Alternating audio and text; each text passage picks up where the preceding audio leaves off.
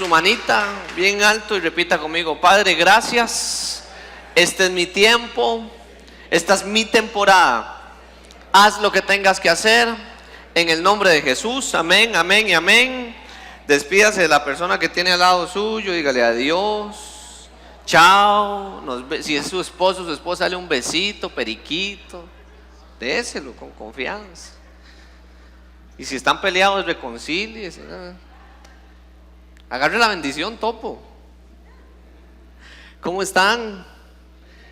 Que el Señor me los bendiga. Estamos, mire, así, pero así de terminar la serie El Tabernáculo. Además, se lo adelanto, termina la semana que viene. Tengo entendido que va a haber una ministración especial, porque ha sido una serie donde hemos aprendido muchísimo. Hemos entendido cuáles son los principios, los fundamentos de lo que somos nosotros como fe o como religión. No sé si cabe el término, pero lo digo para que lo entendamos todos. A veces una de las peores cosas que nosotros los seres humanos, digo en el buen sentido de la frase, es que no tenemos el entendimiento de lo que somos. Vivir en fe no significa no tener conocimiento de lo que somos, del fundamento de lo que creemos. Y digo, es muy saludable claramente que tengamos este tipo de conocimiento adquirido, donde podemos entender por qué nos congregamos, por qué tenemos el término templo, de dónde viene, de dónde nació, en fin, de dónde nace nuestra fe, de dónde nace nuestra fe. Eso es saludable, es bueno. Amén. Ok, hemos creo yo, insisto, aprendido muchísimo. Y hemos dado enseñanzas, ya ahora que estamos en la última etapa, acerca de todos los elementos que han tenido que ver con el templo como tal. Hemos dicho, iglesia, que el templo es quizás la obra arquitectónica más importante en términos materiales. Y no me refiero netamente al hecho de lo físico, del edificio como tal, porque si vemos el edificio, era un edificio bien sencillo, era una tienda movible, pero más allá de eso es toda la implicación que hay detrás de cada cosa. Nos lleva a una simbología a Cristo, y principalmente cada cosa nos lleva a tener, insisto, déjeme buscar el término, una enseñanza aplicable a hoy. No en vano Dios dio las instrucciones como las dio. Y es más, leyendo un poco esta tarde me di cuenta que es uno de los elementos más precisos en cuanto a instrucciones se refiere. Escuche bien, es de los pocos elementos en donde Dios Padre cuidó detalle tras detalle. Cuidó la madera, dio instrucciones sobre la tela, dio instrucciones sobre quién debía construir, dio instrucciones de cómo se tenía que movilizar, que de hecho eso es lo que quiero conversar o compartir con ustedes esta noche, la manera en la que se transportaba el arca. Yo soy muy cuadrado en mis cosas.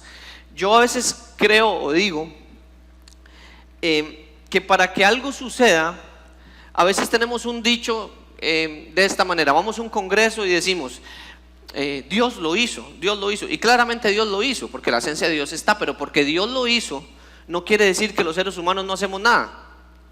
Y detrás de lo que sea a nivel organizativo, hay toda una serie de logística. Y yo soy como muy cuadrado. La gente que trabaja conmigo en los equipos de trabajo saben que me gusta cuidar hasta el más mínimo de los detalles, porque soy de los que creo que para que las cosas salgan bien, tiene que haber un orden para todo. ¿Sí me estoy explicando? Entonces yo a veces me pregunto, en Éxodo, por ejemplo, ¿cómo hacían 2 millones aproximadamente de personas para organizarse? ¿Cómo hacían?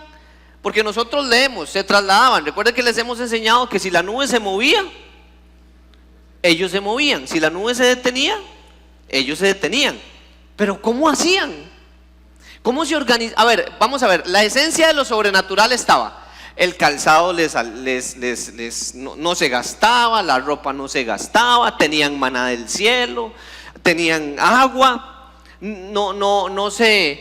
se asoleaban porque había una nube que cubría. Eso estamos claros, sí me estoy explicando.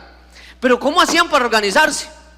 Por ejemplo, con los vecinos. Si usted vive en un puro pleito con el vecino, que tiene 20 años de tenerlo y no le cae bien, ¿cómo hacían para trasladarse? Para trasladar los animales. ¿Cómo hacían para organizar las tribus?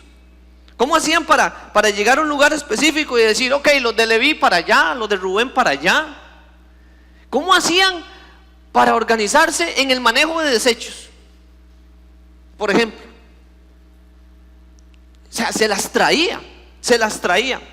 Porque, insisto, a veces no valoramos todo lo que hay detrás de. Y hoy quiero que hablemos con respecto al tabernáculo y hacer referencia a algo que está detrás de.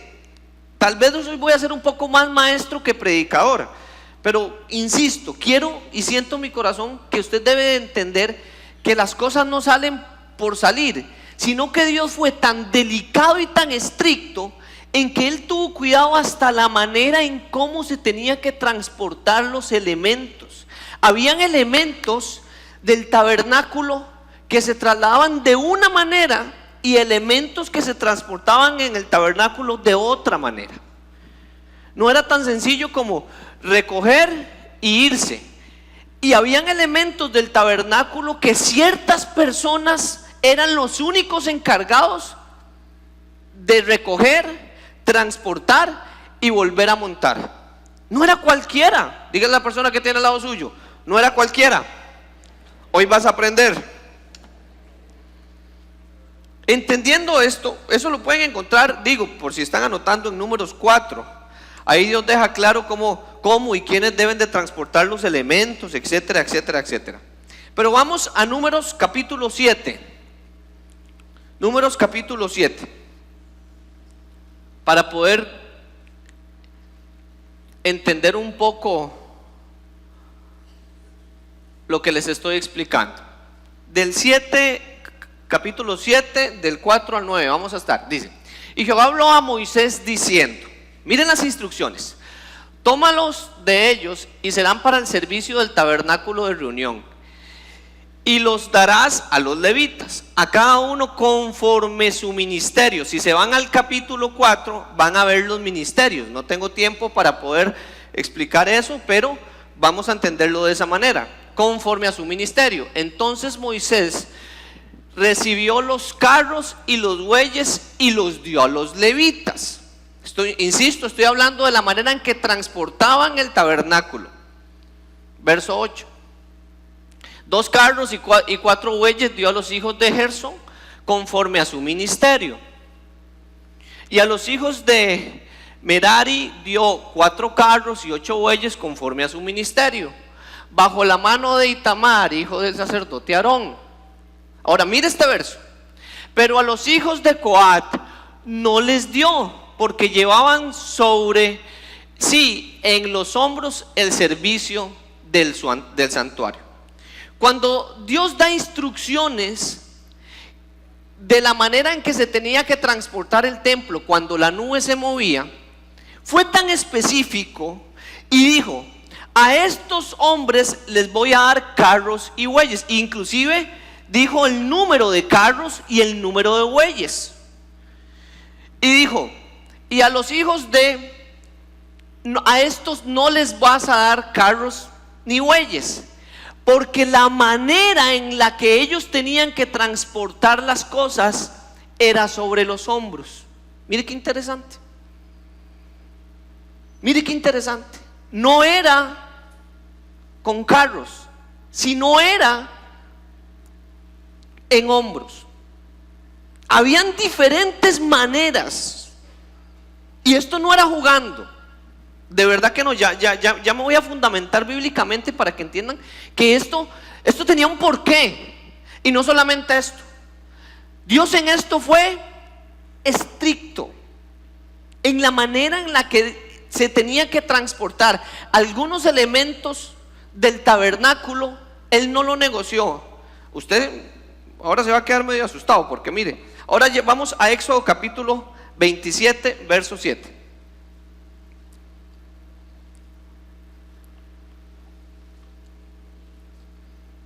quiero hacer referencia a estos elementos que eran los que se tenían que llevar sobre los hombros. Mire, y las varas se meterán por los anillos y estarán aquellas varas a ambos lados del altar cuando sea llevado. Póngame la primera imagen, por favor. Imagen que ya hemos visto algunas veces. Ese es el tabernáculo, lo hemos visto muchas veces. Habían algunos elementos con una característica diferente, y es que estos elementos tenían unas varas para ser transportados.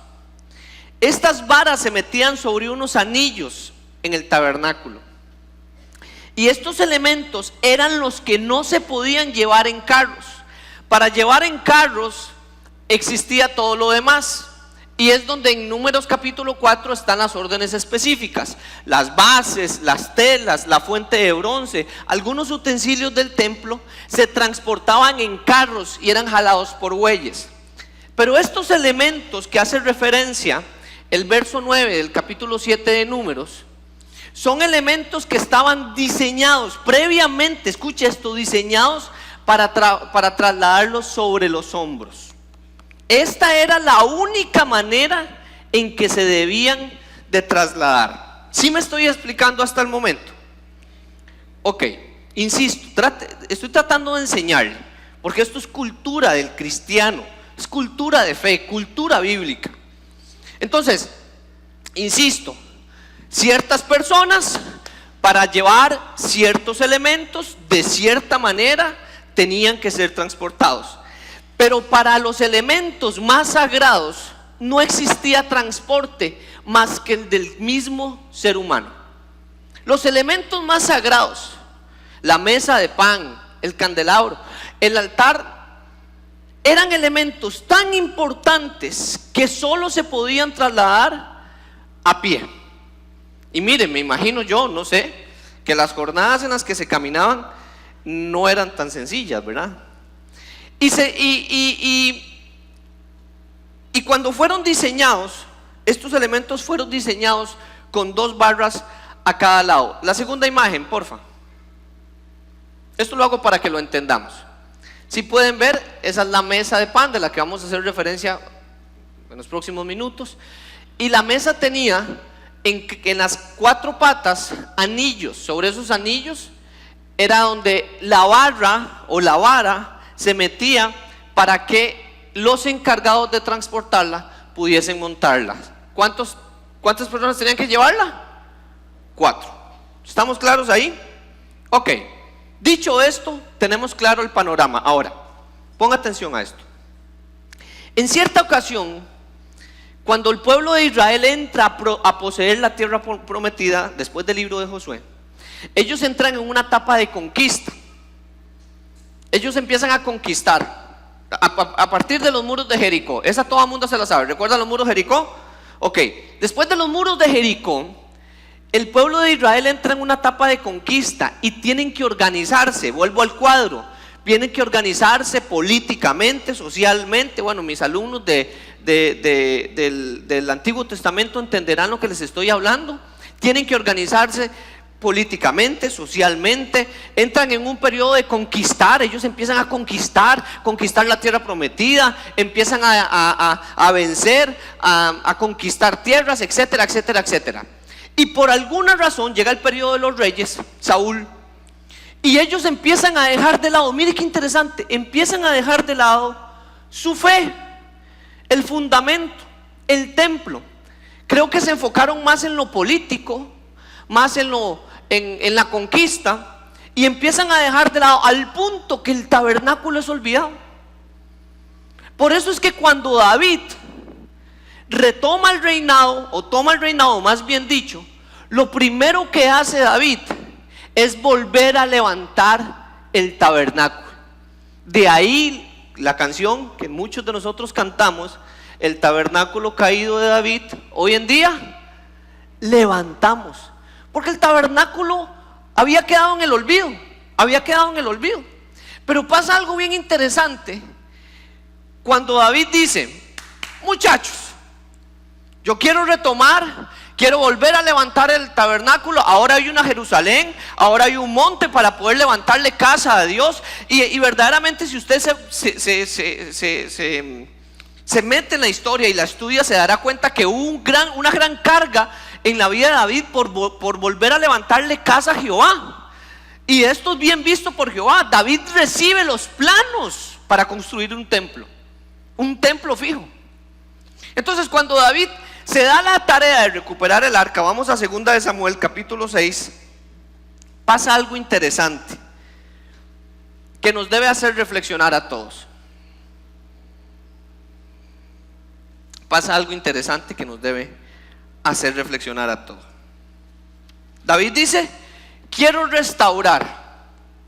Entonces David se da la tarea de volver a reunir los utensilios del templo. Y mire lo que sucede cuando una orden dada años atrás fue desacatada. Cuando llegaron a la era de Nacón, Usa extendió su mano al arca de Dios y la sostuvo, porque los bueyes tropezaban. ¿Cómo era que se tenía que trasladar el arca? Con los hombros. ¿Cómo la estaban trasladando ellos? Con los bueyes. Y entonces dice la palabra que algo pasó. Pon atención a esto. Que algo pasó, que los bueyes tropezaron. Y ahora mire lo que pasa en el siguiente verso. Y el furor de Jehová se encendió contra Usa. Usa, mire, van los bueyes caminando. No se tenía que transportar en carro ni con bueyes. Los bueyes tropiezan y Usa, con una muy buena actitud, probablemente sostuvo el arca con la mano. Y el arca no se podía tocar con la mano.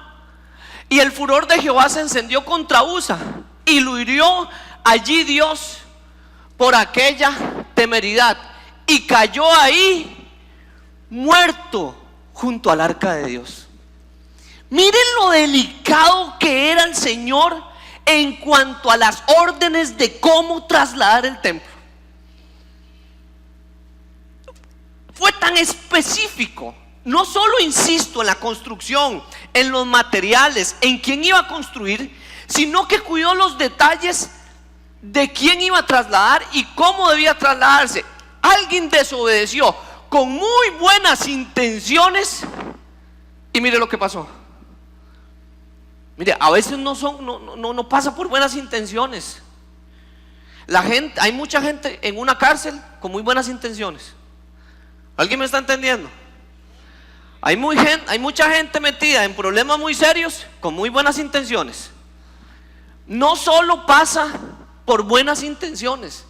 Un hombre que no acató la orden, no se llevó como se tenía que llevar, tocó el arca y la ira de Jehová se encendió. Esto nos debe hacer reflexionar que hay cosas que son como son. Hay cosas que por más que quisiésemos nosotros cambiar, no las podemos cambiar. Métale un codazo a la persona que tiene al lado suyo y diga: no las puedes cambiar. No las podemos cambiar. Así son. Son así.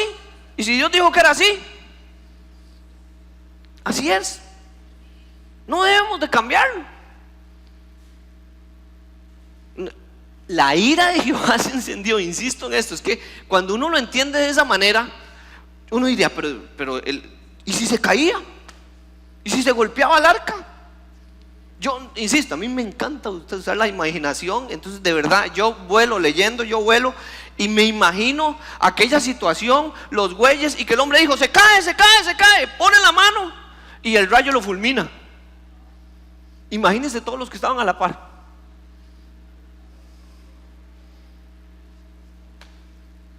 Es así, las cosas son así. Lo que es de Dios es de Dios. Ahora, este hecho de la manera de transportar y lo celoso que es el Señor nos debe de llevar a un profundo análisis de cómo debemos de transportar aquellas cosas que Dios pone en nuestras manos. Y a eso es lo que quiero llegar. Tengo unos minutos para compartir esto con ustedes. Quiero referirme a dos elementos muy puntuales que tienen que ver con el tabernáculo. Ya los hemos visto, Pero no me voy a referir al elemento como tal, me voy a referir a la manera en la que se transportaba. El primero de ellos es la mesa de pan. ¿Me puede poner la imagen nuevamente, por favor? La mesa de pan. La mesa de pan era donde se ponía el pan para que los sacerdotes, los levitas, pudiesen tener alimento. Este era uno de los elementos que no se podía transportar en carros. ¿Qué tipifica esta mesa? Porque les hemos explicado que todo tiene un simbolismo. ¿Qué tipifica esta mesa para nosotros, los hijos de Dios de esta generación? Vamos a Mateo capítulo 4, verso 4. Mateo 4, verso 4.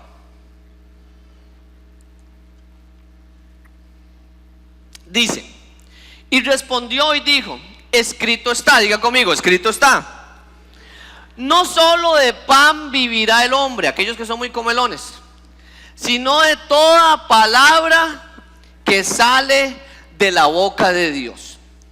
Esa mesa tipifica o simboliza la palabra de Dios.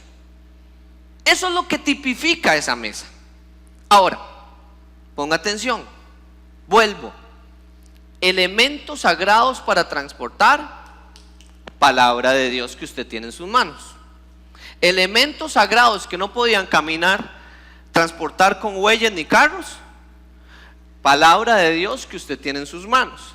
Elementos sagrados que si se manipulaban mal, la ira de Dios caía sobre ellos, palabra de Dios que usted tiene en sus manos.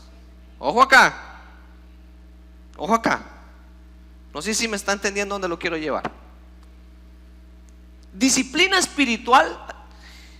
Yo manejo mucha estadística porque bueno, en el Instituto Bíblico y tengo muchos correos que me llegan de la Alianza Evangélica y me gusta mucho la estadística de todo me gusta la estadística. Pero hace no sé, unos 6 meses me llegó un correo acerca de la relación que existe hoy acerca de palabra de Dios, creyentes cristianos activos.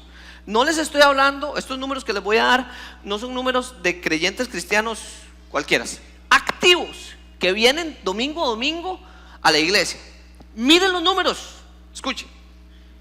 Dice, solo el 4% de los cristianos tiene una saludable relación con la palabra de Dios. Quiere decir que solo el 4% de los cristianos leen la Biblia diariamente, meditan en ella y lo hacen rema en su vida. 4%. 4%. Esta es la disciplina espiritual que más cuesta. Todas cuestan. Esa es la verdad, todas cuestan. Pero generalmente nosotros oramos, aunque sea para darle gracias a Dios por el rice and beans con pollo, pero oramos. Nos congregamos, eso es otra disciplina espiritual. Ahí cuando se levanta un ayuno congregacional, usted lo hace. Pero esta disciplina espiritual es la disciplina espiritual que más cuesta. Solo el 4% de la población cristiana activa hoy tiene una relación saludable con la palabra de Dios. Hoy leemos de la Biblia mucho, pero no leemos la Biblia. Y en el mejor de los casos, porque nuestras casas están repletas de libros, de pastores, de comentarios bíblicos, y eso es bueno, no estoy criticando el hecho. Mi señalamiento va en función en qué papel juega la palabra. Vuelvo, sagrado, no se podía transportar, palabra de Dios que hoy tenemos que no utilizamos. El 27% de los cristianos tienen una relación bíblica cuando les toca dar una enseñanza. O sea, que estudiamos la Biblia cuando nos toca dar una enseñanza. Y el 79% restante solo tiene relación bíblica cuando viene a la iglesia a recibir.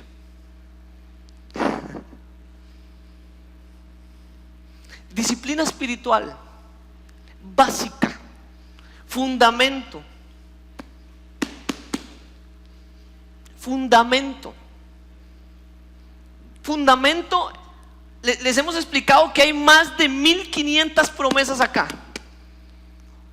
¿Cómo transportar la mesa del altar, la mesa de los panes, que representa el alimento? ¿Cómo nosotros transportamos en nuestra vida diaria un elemento como este? Y no les estoy hablando de hacer esto literalmente, porque hay mucha gente que no debería. Pero no les estoy hablando de llevar la Biblia a todo lado. Les estoy hablando de qué papel juega la palabra de Dios en su vida diaria. Porque, insisto, hoy nos volvemos locos cuando tenemos un problema y buscamos a un fulanito, buscamos a un pastor, buscamos al pastor de la red, buscamos a mi líder que me discipula. Y lo último que hacemos es consultar la palabra. Más de 1500 promesas, remas en su vida, que hoy hemos dejado de vivir, de tener, porque no sabemos trasladar lo que hay aquí al diario vivir. No, y lo peor, hoy hemos endiosado a hombres y a mujeres, porque nuestro análisis es lo que dice el pastor. Perdóneme, yo soy pastor, pero filtre lo que yo le digo a la luz de la palabra. Filtre lo que yo le digo a la luz de la palabra. El día que se predique algo que no está a la luz de la palabra, tenga todo el derecho de no volver a esta casa. Pero vivimos una era de donde hemos endiosado a hombres y mujeres. Y el pastor dijo, y ¿alguien me está entendiendo? No, es que esto es de analizar. Esto es de analizar, porque es llevar una enseñanza a lo práctico, a lo mínimo. Meditamos en la palabra. Y se les dice la palabra, y suena hasta trillado. Ahora, ponga atención a esto. Hebreos 6:12. Mire cómo Pablo habla de las promesas que hay en la palabra de Dios, cómo tenemos que llevarlas a hacer rema en nuestra vida. Hebreos capítulo 6, verso 12. A fin de que no seáis, métale un codazo al que tiene la par, dígale con toda honestidad, no sea perezoso, sino imitadores de aquellos que por la fe y la paciencia heredan las promesas. Más de 1500 promesas. Y hay dos elementos básicos acá, con lo que el apóstol Pablo hace una analogía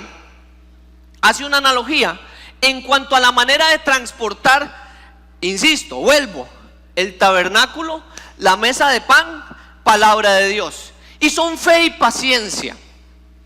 Una de las varas tipifica la fe y la otra de las varas tipifica la paciencia. Dos elementos que van de la mano con la palabra de Dios. Dos elementos básicos. Dos elementos que todos tenemos que tener. Ahora, yo pregunto, ¿cuántos de nosotros, si yo les hiciera esa pregunta, cuántos de nosotros sabemos que lo que Dios ha prometido para nuestra vida lo cumple porque lo cumple? Entonces, ¿por qué nos desesperamos en medio de la crisis? ¿Por qué nos desesperamos en medio de la crisis? ¿Por qué salimos corriendo a buscar al pastor? ¿Por qué salimos y en el último de los casos, en medio de la crisis, consultamos la palabra? ¿Sabe qué es lo que pasa? Que no trasladamos la palabra. A ver si me estoy explicando. Sí, la tenemos. Hoy las tenemos hasta en los celulares. Yo ando en mi celular como 14 versiones de la palabra. Pero una cosa, insisto, es cargarla, y otra cosa es hacerle rema en nuestra vida. Miles de promesas que están ahí. Y Dios ha prometido estar con nosotros en medio de la crisis. Dios ha prometido que somos hijos. Dios ha prometido que somos cabeza y no cola. Y seguimos revolcándonos nosotros en el desierto de la incredulidad porque no llevamos la palabra. ¿Alguien me está entendiendo? No la llevamos. tantas promesas, tantas promesas. No activamos la fe, lo que dice ahí, lo que está escrito.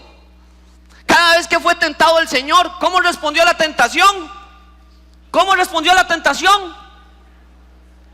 Escrito está.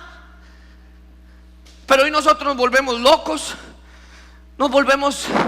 salimos corriendo, y lo último que hacemos es trasladar la palabra al problema. Queremos nosotros que el problema se solucione, queremos buscar respuestas, queremos que nos digan, a veces hasta buscamos la respuesta en la persona que sabemos que nos va a decir. Y mire, perdóneme lo que le voy a decir, pero hay gente que no nos busca a ciertos pastores porque sabe que le vamos a dar una respuesta que no quiere escuchar. Perdóneme. Y usted busca a ciertos líderes porque sabe que ese sí le va a dar una respuesta que usted quiere recibir. ¿Quién es más espiritual uno que el otro? No sé. El líder o el pastor, no sé, ese no es el punto. El punto es que muchas veces ni siquiera buscamos a alguien que nos confronte porque tenemos miedo a hacer cambios en nuestra vida. Dígale al vecino, le están hablando. Ahora, le voy a dar tres herramientas simples, prácticas y poderosas de cómo podemos trasladar las promesas de Dios que hay en la palabra a nuestra vida. Voy rapidito. Número 1, Hebreos 6:15. Hebreos 6:15. Recuerde, fe y paciencia, los dos elementos con los que se traslada la palabra de Dios a nuestra vida. Fe y paciencia. Hebreos capítulo 6, verso 15. Y habiendo esperado alcanzó la promesa. Alguien tiene que entender que en medio de la crisis tiene que trasladar la palabra, llevarla a lo espiritual, a lo lógico, a lo sobrenatural, a todo lugar donde tenga que llevarlo y decirle al problema: si Dios dijo que mis hijos iban a ser benditos, aunque yo los vea hoy por hoy tirados allá afuera en una esquina, aquí hay una promesa que dice que mis hijos serán benditos. Aquí hay una promesa que dice que mis hijos serán benditos. ¿Alguien me está entendiendo? Alguien tiene que pararse y decir: aquí dice que yo soy hijo del Rey de Reyes y Señor de Señores, que yo no soy cola de nadie, que soy cabeza. Paciencia. Simple, práctico, pero poderoso. Llevar la palabra a lo práctico, llevar la palabra a la esencia del día a día. A veces estamos esperando, perdóneme, yo respeto y creo que Dios utiliza personas en tiempos y temporadas específicos. Estoy clarísimo con eso. Pero a veces estamos esperando que nuestra vida sea direccionada por una palabra profética, cuando usted no necesita una palabra profética para funcionar. Usted no necesita una palabra profética para funcionar. ¿Quién le ha dicho a usted eso? Y no, lo peor de todo, a veces Dios las da y utiliza algún profeta y le da la palabra, listo. Y entonces usted dice: no, ahora tengo que pedir confirmación. Pues ya Dios habló. Y perdóneme, pero también aquí hay cosas que también ni siquiera tiene que leer mucho usted. Entonces, alguien que tenga la promesa de Dios, que la lleve, que la transporte, sabe que tiene que tener paciencia y fe, porque es la única manera en que vamos a alcanzar lo que Dios nos ha prometido. Hay promesas de Dios que son suyas, mi hijo. Son suyas, tienen su nombre, tienen su apellido. Sí. Y si Dios dijo, lo va a cumplir. Lo va a cumplir. Aunque no lo vea, lo va a cumplir. Cuando yo camino en lo que aquí dice para mi vida, entonces estoy trasladando la palabra a lo práctico. Número dos, Romanos 4:20. Romanos 4:20. Tampoco dudó por incredulidad. Conste, y quiero ser claro y ético en esto. Yo no tengo ningún problema con la duda. Es más, la duda es parte del ejercicio saludable de la fe. Si no existiera la duda, no existiera la fe. La fe se trata de vencer la duda. A ver si me estoy explicando. Entonces, tampoco dudó por incredulidad de la promesa de Dios, sino que se fortaleció en fe, dando gloria a Dios. La segunda cosa que nosotros tenemos que poner en práctica es que nunca sea mayor la duda que la fe. Y yo sé que a veces pasan circunstancias en donde decimos, pero esto es imposible. Es imposible que Dios haga algo. Es imposible que Dios meta la mano aquí. Si ya he llorado, si ya he ayunado, si ya como papá he doblado rodillas, he hecho pactos, le he creído a Dios. Y entre más, a veces no sé si han sentido que entre más hace uno, más la cosa se pone cuesta arriba. Sí les ha pasado. A mí me ha pasado muchas veces. Más la cosa se pone cuesta arriba. Y entre más uno cree, y entre más uno camina, porque es así, hombre, es así. Es así. Caminar en Cristo no es sencillo, perdóneme. No es sencillo. Por eso es que es más fácil que usted se vaya para afuera a un bar. Porque estar aquí adentro es de valientes. Y estar allá afuera es de... Dígale a que tiene al lado suyo, usted es un valiente. Usted es un valiente, declárese, usted es un valiente. No te has dado por vencido. Seguís creyendo que hay una promesa. Decláreselo. Sí. Ahora yo le voy a decir algo con todo el respeto que usted me merece. No se preocupe. Es más, ¿a usted qué le importa cómo Dios lo va a hacer? Sí, se lo estoy diciendo con todo. ¿A usted qué le importa cómo Dios lo va a hacer? Aquí lo importante es que Dios lo va a hacer. Aquí lo importante es que si la palabra lo dice, se cumple porque se cumple. Aquí lo importante es que si hay promesa de Dios para mi vida, la circunstancia dice lo contrario, pero mi palabra que yo transporto día a día dice que se cumple.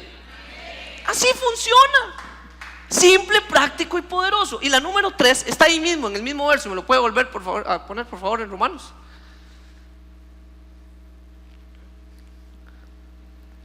Y se fortaleció en fe, dando gloria a Dios.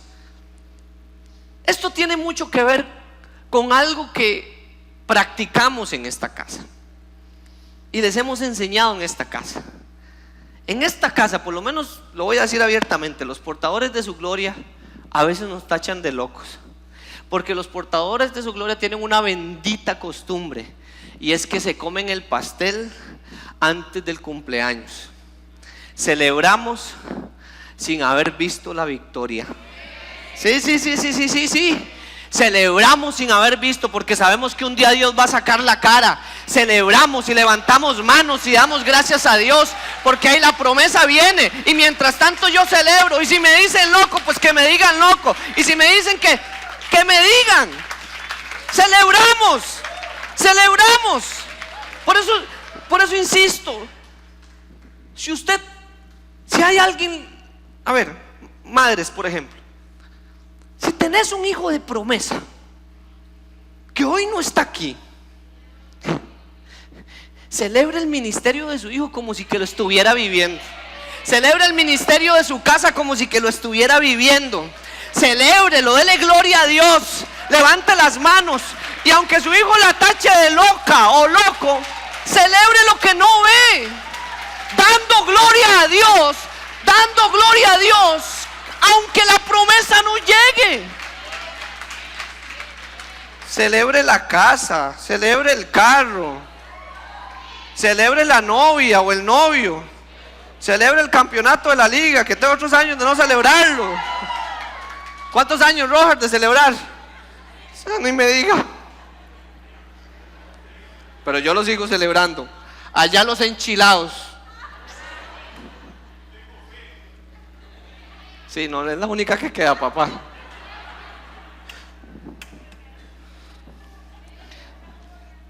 Ay, no, eso lo editan, por favor. Cualquier cosa fue Roger. Paciencia, la palabra macrotunia, virtud de no apagarse en medio de la prueba. Padecer sin quejarse. Mire, yo le voy a decir algo con el amor que le tengo. Lo quiero mucho, le puedo dar besitos, venga y se los doy. Pero si hay algo que yo no tolero, es esa gente que vive quejándose. Y sí, tal vez sí, capaz sí, la está pasando mal. A ver, yo no voy a minimizar un problema suyo. Sería un irrespetuoso si yo hago eso. Quizás para lo que para mí no sea ningún problema, para usted sea un mundo, y viceversa. Para lo que para mí sea un problema enorme, para usted sea algo muy sencillo. Pero independientemente de la situación en que vivimos, escuche esto, independientemente de la situación que estemos viviendo, yo es que no puedo con los pobrecitos. Yo no puedo con la gente que se vive quejando. Mi hijo, si la cosa en la vida se puso cuesta arriba, pues agarre fuerza y dele para adelante. Si el asunto se puso difícil, mire, yo es que no soy como muy complicado. Si la situación económica se puso difícil y hoy me quedé sin trabajo, si mañana tengo que levantarme e ir a lavar carros, voy y los lavo. Pero hay que llevar alimento a la casa. Pero si yo me quedo en la casa llorando por la bendición, el Señor me abandonó. Si es que, perdóneme, pero hay gente que uno tiene que decidir amar. Es que sencillo. Yo admiro a la gente guerrera, admiro a la gente que no se da por vencido. Hay gente que me enseña. Este último año alguien me ha enseñado que la vida, aunque venga lo que venga, se levanta uno en las mañanas, se echa para adelante. Y sí, si lloro, pues lloro, pero cuando salgo a la calle me limpio la cara y sigo para adelante. Sí. Voy para la iglesia que me saquen los demonios de escasez. ¿Sabe que una pérdida? A veces nos volvemos locos por las pérdidas. En la vida todo es pérdida, ganancia. Pero hablaba con un amigo esta semana y me decía: Charlie, tranquilo, una pérdida es una oportunidad de crecimiento. Y yo lo analicé y dije: listo, pues pierdo lo que pierdo, pero sé lo que voy a ganar, sé para dónde voy, sé el propósito nuevo. Sí. En Cristo no hay pérdida. Si pierdo, gano en Él. Alguien dígame amén. El asunto es transportarlo. El asunto es transportarlo, llevarlo a la realidad. El asunto es hacer rema. Pero sin Él ni lee la Biblia usted. No, es que perdóneme, entiéndame, con el mayor de los respetos, si usted aquí me dice amén, da 3 vueltas en el aire y casi me viene a dar un besito. Pero cuando el problema se viene, cuando Satanás toca la puerta, usted no se sabe ni el verso que dice. De todos los que hay.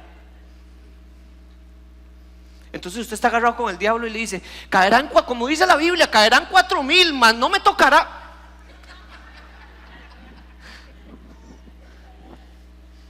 Y Satanás, que sí se sabe la Biblia, probablemente más que usted y que yo, dice: ¿cuál es esa? Número dos,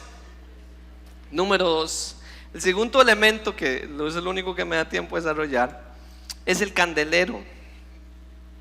El candelero representa a la iglesia. El candelero era uno de esos elementos que eran sagrados, que no se podía llevar en carros y no se podía llevar con bueyes, que tenía que llevarse a hombro. El candelero representa que la iglesia en la que estamos, y no digo portadores de su gloria, digo en términos generales, debe de salir a dar luz, debe de transportarse. Ahora yo pregunto, en el ejercicio del día a día, póngame atención, en el ejercicio del día a día, ¿usted viene a la iglesia o usted es iglesia?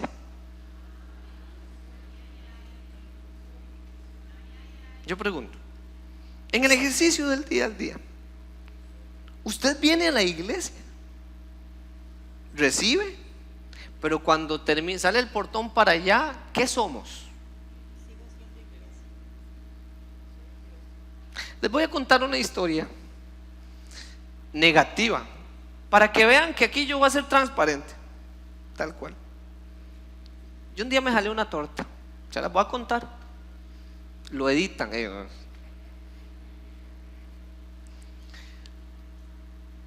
Porque a veces, bueno, se las voy a contar. La cosa es que un día, aquí en Limón, ustedes saben que como las distancias son tan cortas y uno se confía en estas vainas de los carros, y iba con la pastora, iba Catalina adelante, íbamos en la microbús del pastor. Entonces, todos me ven, ¿verdad? Como diciendo, este pecador que hizo. Ponzoñosos todos. Entonces, estoy ahí en el cruce haciendo el alto, y eso de que estábamos ahí por el centro, íbamos para la casa de Fabio.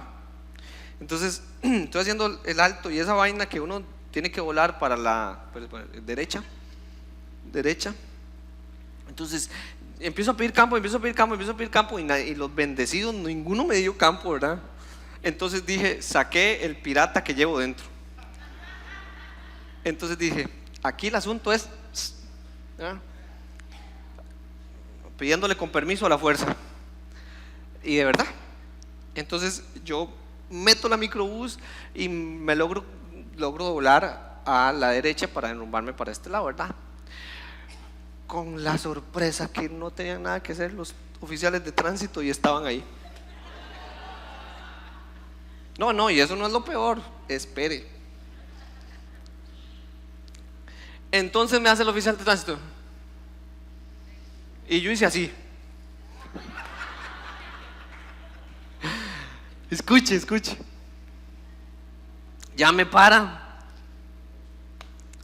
Y entonces me dice, ay muchacho, no tienen cinturón, ninguno de los tres. La chiquita no puede ir allá adelante sin silla. Y usted se acaba de brincar así. Me dice, este parte es como medio millón. Yo pelé los ojos como, bueno, la frente se me hizo chiquitica.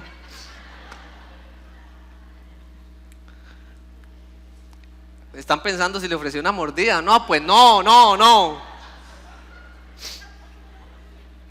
Escuche. Entonces, la cosa es que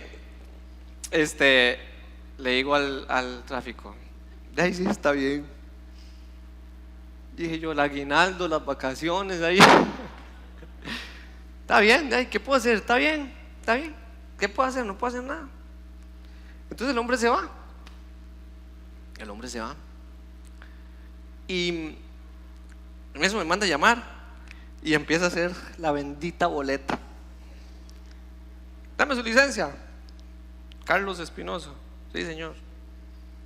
Y me dice, ¿y usted qué se dedica, don Carlos?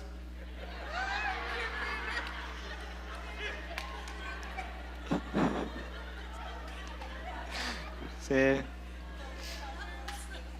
Se los cuento porque mi pastora lo sabe.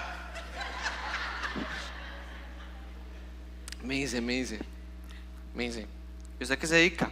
Entonces pasaron una serie de oficios que pude haber inventado. Y dije, no, ya. Yo soy pastor. ¿Cómo? Yo soy pastor. Y me dice, ¿y de cuál iglesia?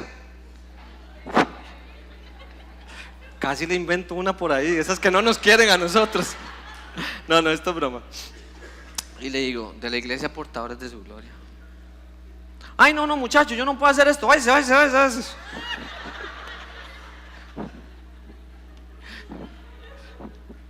Porque hasta en las pequeñas cosas, o llevamos la iglesia o no la llevamos. Y yo no la llevé ahí. Yo no la llevé. Miren que les estoy dando un ejemplo en negativo, porque aquí yo les puedo dar un montón de ejemplos y jugar ahí. No.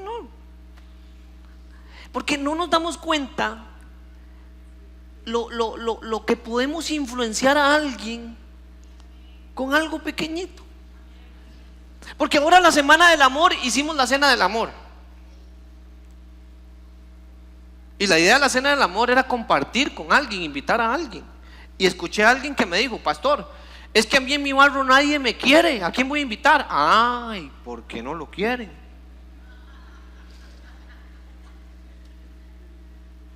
¿Sí me estoy explicando? Llevamos lo que somos, lo positivo, lo cargamos. Queremos, escuche, es que queremos traer la gente a la iglesia, pero se la cambio. Llevemos la iglesia a la gente.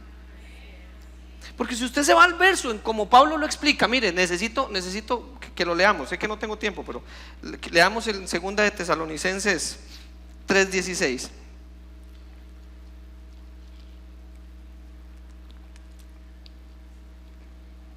Dice: y el mismo Señor de paz os dé siempre paz en toda manera. El Señor sea con. ¿Sabe por qué Pablo escribe en 2 de Tesalonicenses eso? Porque si usted va al contexto, lo que sucede es que Pablo está explicando que en todo lugar que se estableció una iglesia había paz. Que en todo lugar donde había una iglesia que seguían a Cristo había paz. Mire, si aquí entre la iglesia nosotros nos llevamos tirria, no me diga que no. No me diga que no. Que no le hablo a fulanito porque me habló mal, porque me mandó a quitar la silla y se le fue el ministerio a la cabeza, entonces no le hablo. Si aquí nosotros, mire, mucho del tiempo que yo gasto como pastor es resolver los bochinches entre ustedes. Perdóneme el término tan coloquial, pero tal cual.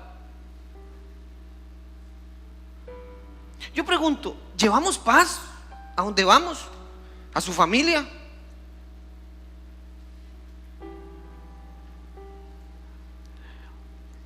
En lo mínimo, es que, insisto, no tiene que andar usted, no sé. Esta semana fui no sé si la semana pasada que fuimos a ver una persona que está a punto de dar a luz y no sé, de un pronto a otro alguien me dijo: hey, ¿puede orar usted? Sí, oro. Porque llevamos la iglesia a algo tan sencillo como una oración, algo tan simple como una oración. Simple. A perdonar a alguien, que alguien nos. Mire, hoy me chocaron el carro, me lo golpearon.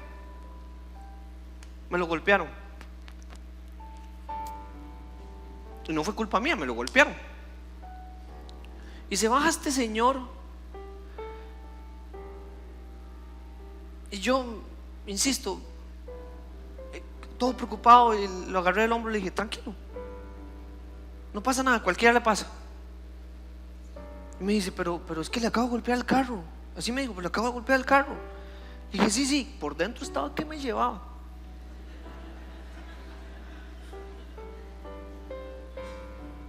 Pero llevamos a lo sencillo, a un gracias. Somos gente deseable, la gente quiere estar cerca de nosotros, en los trabajos.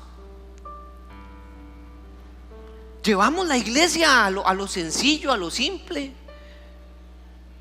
Queremos que la iglesia se llene de gente, pero nosotros no vendemos, y digo vender en el buen sentido de la frase, no vendemos un evangelio simple de amor, de respeto. Andamos criticando lo que no tenemos que criticar. ¿Somos el punto de unión de la familia o somos el punto de discordia? Porque todos son católicos, yo no voy ahí. Un montón de pecadores. ¿Alguien me está entendiendo? Dos cosas simples. ¿Cómo trasladamos la palabra a lo práctico? ¿Y qué tanto estamos transportando la iglesia? Somos agentes de cambio, somos agentes de bendición.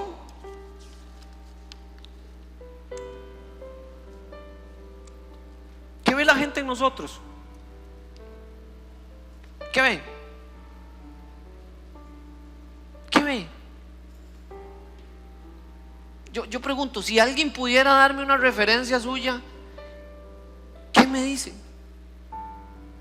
Y ¿sabe qué es lo interesante de esto? Mire, yo analizaba ahora haciendo, porque nosotros nos llamamos iglesia.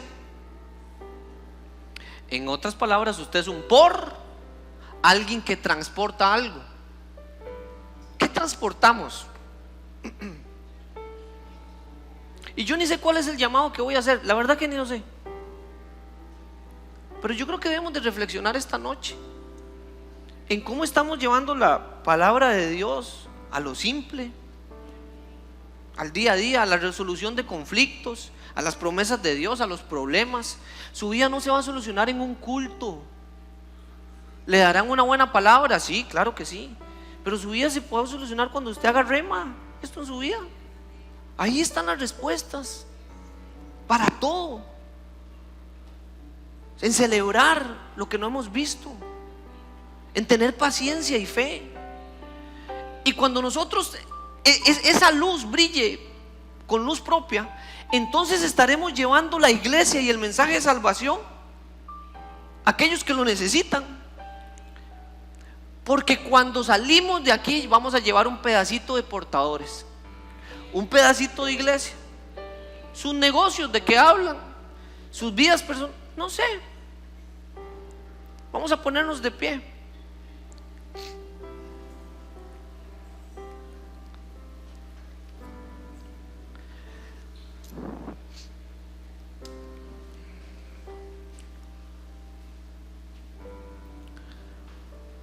Yo quisiera que oremos juntos. Quizás que el llamado esta noche es para que podamos reflexionar y que juntos podamos llegar al entendimiento que lo que nos enseña el tabernáculo, específicamente en la manera que se transportaba, es que en alguna medida nosotros debemos de llevar a la vida diaria principios, prácticas que son tan simples, pero que marcan la pauta y la diferencia. Les di un mal ejemplo.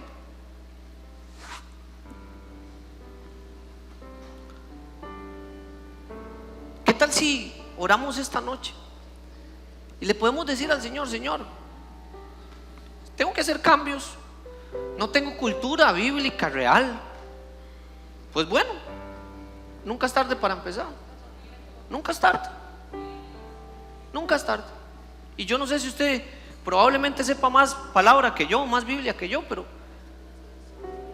¿qué tal si podamos empezar de nuevo? ¿Qué tal si usted sale con el convencimiento de llevarse la iglesia para afuera y que otros vean algo diferente en usted? Desde lo simple hasta lo muy espiritual, lo simple. Perdóneme si usted esta noche estaba esperando un mensaje profético, apostólico. Este es un mensaje sencillo, simple, pero les di 3, 4 llaves que si las aplican en sus vidas van a ser gente de éxito. Porque cuando venga la crisis vas a tener herramientas para defenderte.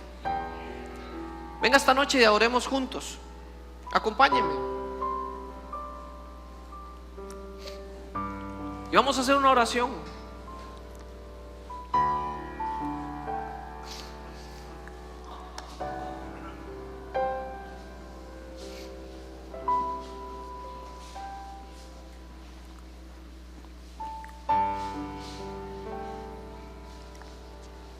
Cierre sus ojos ahí donde están. No voy a tardar mucho, sé que es tarde, pero vamos a ponerle la cereza al pastel. Cierre sus ojos. Padre, en el nombre de Jesús, gracias. Gracias porque habían enseñanzas implícitas, Señor, en el tabernáculo. Señor, hoy, esta noche, queremos reconocer que quizás no hemos sabido transportar algo tan sagrado como la palabra, que no hacemos mella, que hemos dejado de lado esta disciplina y por ende hemos dejado de brillar. Por ende, Señor, hemos dejado de ser sal, de saber. Y el llamado y el compromiso también es llevar la iglesia donde otros no la tienen. La iglesia no son 4 paredes, Señor. La iglesia somos nosotros. Así que esta noche, Señor, te damos gracias. Exaltamos, glorificamos tu nombre y te adoramos.